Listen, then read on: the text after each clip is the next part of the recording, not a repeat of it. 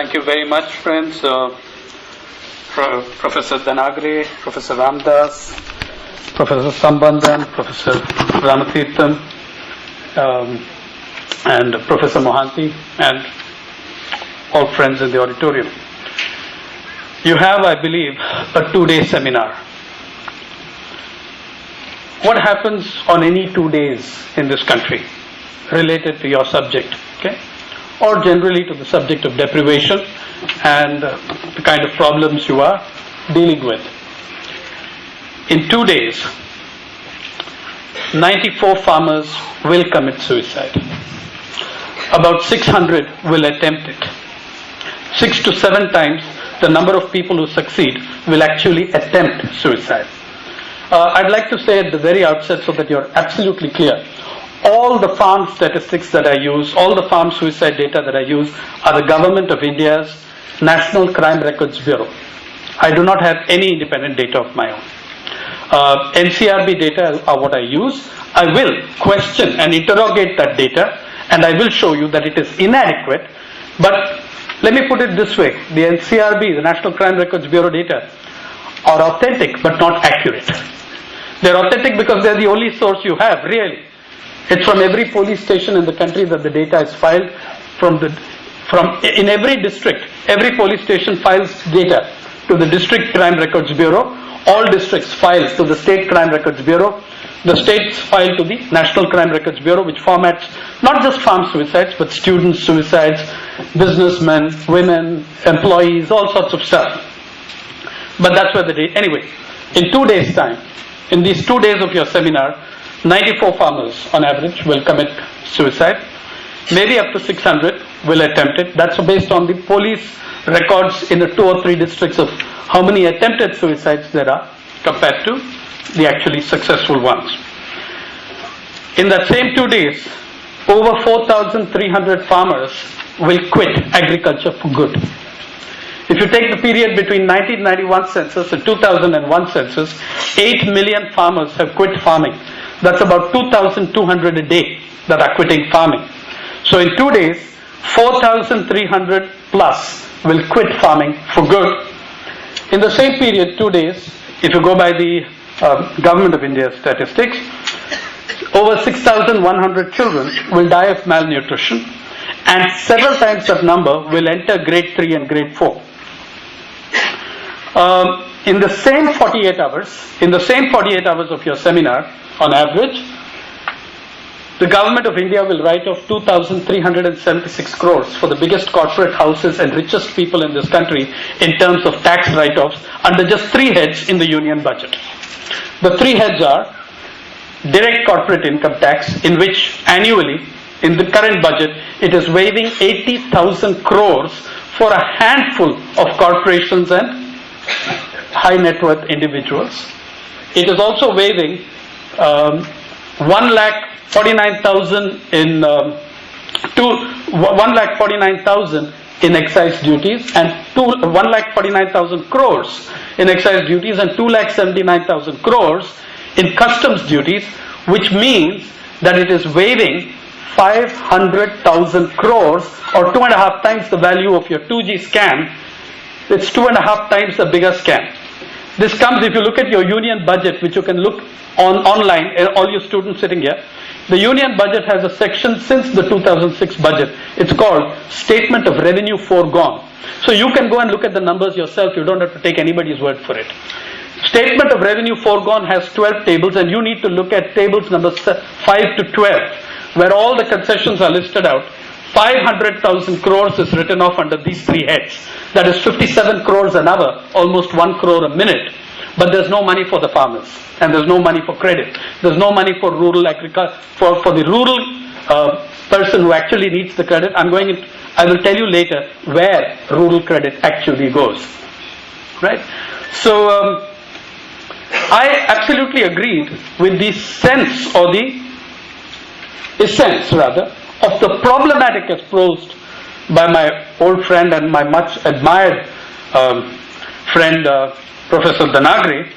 I would, though, respectfully differ with some of the analysis you have placed on on the causes of that. But let's come to You're absolutely right. Historically, you had many, many anti-money lender revolts, and that's absolutely one beautiful and brilliant way of posing it.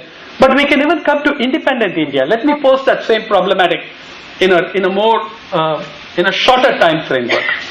In the 1960s and 1970s in this country, you had massive peasant movements and uprisings. You had land reforms, you had land redistribution, you had peasants going out and fighting for minimum support prices and getting them institutionalized. You had over 3.5 million acres of land redistributed across this country, 2.3 million acres in the single state of West Bengal between 78 and now. In the 60s and 70s, we had huge peasant struggles. The problematic, as I would pose it, sir, is in the 60s and 70s, we had mass peasant struggles. In the 90s and 2000s, we have mass peasant suicides. What has happened in that period? That mass struggles have given way to mass despair. That mass optimism that we can do this has given way to a complete loss of faith and despair. Why did mass struggles get replaced by mass suicide? There are very concrete answers for this. They're complex in the sense that everything is complex, but they're not all that complex. We can pin down what went wrong and where it went wrong. It's not impossible. It is necessarily fragmented because all explanations are in that sense. When I said these 5 lakh crores, those are not subsidies, those are just write-offs. Those are only, the subsidies are another 5 lakh crores in the stimulus packages you had over 2 years. Right? You're talking, then this is the central government. It does not take into account what write-offs the state governments give these corporations and rich people. It does not take into account the subsidies they get in terms of electricity, water, the intangible subsidies that they get, that in their SEZs, there are no trade union rights, no collective bargaining rights for labor. So you're able to hold down wages, right? I'm not counting any of those, and I'm not counting state subsidies in terms of land at throwaway rates, right? For the very rich, including for corporate hospitals all over Tamil Nadu, given at completely throwaway rates per acre. I'm not counting any of that. This is just a write-off under 3 heads, which comes to 5 lakh crores, right? But there's no money for agricultural credit when it comes to the small farmer. You mentioned so correctly that the Supreme Court of this country pulled up the former Chief Minister. By the way, when he committed the offence, he was the Chief Minister. He was the Chief Minister. He protected a moneylender's father. But by the way, that MLA himself is also a moneylender. That's his profession and has been his family's profession for 7 generations. Gulab Chand Sananda. Now, not only did he protect this guy, after he was censured by the Nagpur High Court, the Nagpur bench of the Mumbai High Court fined him 25,000 rupees. Mr. Vilasrao Deshmukh, finding this unacceptable, went to the Supreme Court asking that this 25,000 rupees be cancelled, and that the remarks against him, the censure of the Nagpur bench of the Mumbai High Court, be struck off. The Supreme Court not only added to the censure with much stronger remarks than the Nagpur bench had made. You should read that judgment. It is astonishing for its vigor and sting. And they made the 25,000 rupees fine a 10 lakh rupee fine.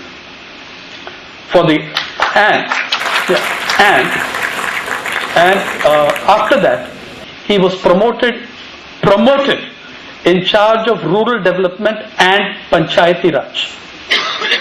The guy who protected the moneylenders. Okay, so this is exactly where you are at politically on this question. Now, while speaking of the loans and the moneylenders, please come to the era of the banks as well. Okay, we'll go back to the moneylenders. There are whole new classes of moneylenders in the countryside that a lot of people have not heard of or have not interacted with, certainly, right? In Aurangabad, I've been in Marathwada, in and out of Marathwada for the last 1 month, including I was at Mahur and Kinwad, which are cotton growing areas, in Marathwada just 3-4 days ago. But you've all heard of Aurangabad. It's the staging point to go and see the beautiful Ajanta Ellora caves. 4 months ago, in the city of Aurangabad, Mercedes-Benz made its biggest ever single sale on one day. It sold 150 Mercedes-Benz to a bunch of merchants in Aurangabad. You read about it, you've seen it on television? Yeah. Who paid for those? Where did the money come from for those 150 Mercedes-Benz? The deal was worth 63 crores. 44 crores came from the public sector bank, the State Bank of India, at 7% interest. Right? Go and see the agreement. 44 crores out of the 63 crores came from the public sector, State Bank of India, at 7%. The very same State Bank of India, in the very same Aurangabad, sells you will give you funds for a tractor at 12.75% interest. 12% if you are taking 4 lakhs for your tractor, 12.75 if you are taking 5 lakhs, 14% if you are taking 6 lakhs. So for a Mercedes-Benz, you're paying 7%. For a tractor, you're paying between 12.75 and 14% interest, and then we wonder about why there's a crisis of credit in the countryside. Yeah? You don't need to agonize about it much. One of the households I visited in Praful Patel's Bandara area, Gondia and Bandara they're his region. When the distress, sir, has started moving to the paddy areas as well. The last household I visited in Bandara just maybe 12 days ago was that of an educated farmer with an MA Marathi, which is the most difficult MA in Maharashtra. Otherwise, MA quality in Maharashtra is very poor. But it's an MA in Marathi, which very few people attempt. It's a hard, as Professor Danagre will tell you, it is a high standard MA. Har Gobind Harane, the farmer who committed suicide, you know what his position on loans was? To kill himself, he went out and took pesticide on loan. The pesticide with which he killed himself was taken on loan from the Krishi Kendra, and that's how he killed himself. Soon after his household, we visited the household of Marutrao Doke, a Dalit farmer from Amravati. His wife, the woman farmer, committed suicide. She was the head of the household. He is physically infirm with tuberculosis problems, etc. She will not be counted as a farmer's suicide because her name is not on the patta. Thousands of women's suicides are cut out. They're counted as suicides. They're not counted as farmer's suicides because in the traditional understanding that woman is not a farmer, she's a farmer's wife. Right? That's why I said the National Crime Records Bureau are authentic, they are not accurate. They're authentic because they're the only damn thing you have for a national picture. They're inaccurate because 8 groups of people are excluded. 8. We'll come back to that later.